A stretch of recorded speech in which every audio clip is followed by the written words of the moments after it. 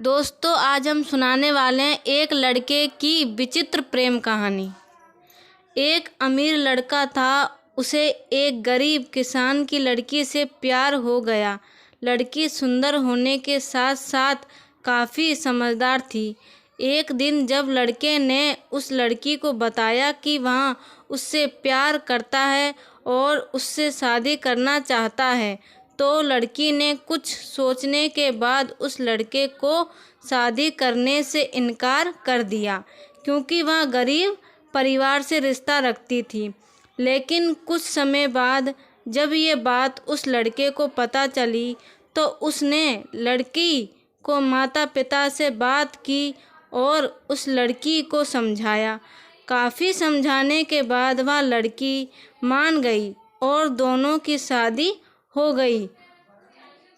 शादी के बाद लड़का उसे बहुत प्यार करता था। दोनों का दाम्पत्य जीवन काफ़ी अच्छा चल रहा था।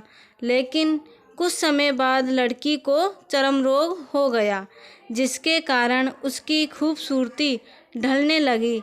अब लड़की को यह डर भी सताने लगा कि उसकी खूबसूरती ढलने के कारण कहीं उसका पति उसे छोड़ ना दे।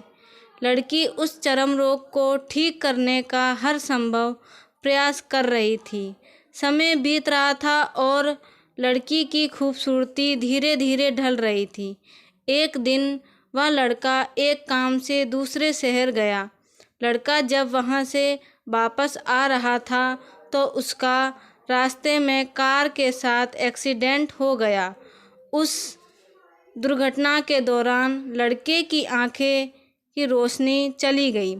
इस दुर्घटना के कुछ समय के बाद उनका जीवन फिर से सामान्य और सुखी बीतने लगा।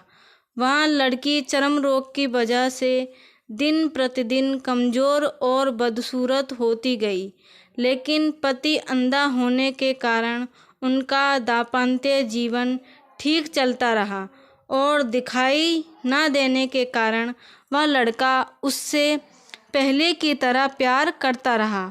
कुछ सालों बाद बीमारी के कारण उस लड़की की मृत्यु हो गई।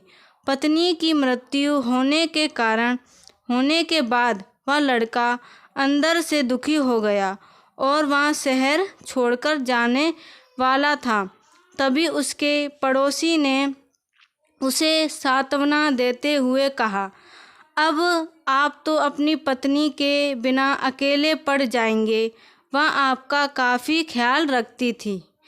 अब आपका जीवन अंधकार में कैसे व्यतीत होगा।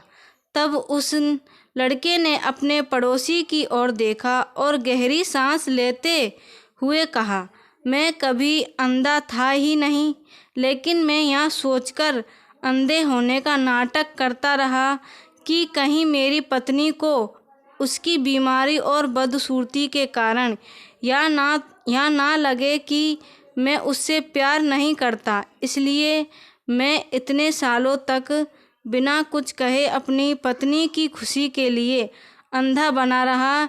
यह बात सुनकर पड़ोसी की आंखों से आंसू छलक गए और वह लड़का वहां से उठकर चला गया। दोस्तों, आपको इस प्रेम कहानी से कुछ सीखने को मिलता है तो सब्सक्राइब ज़रूर कर देना। धन्यवाद।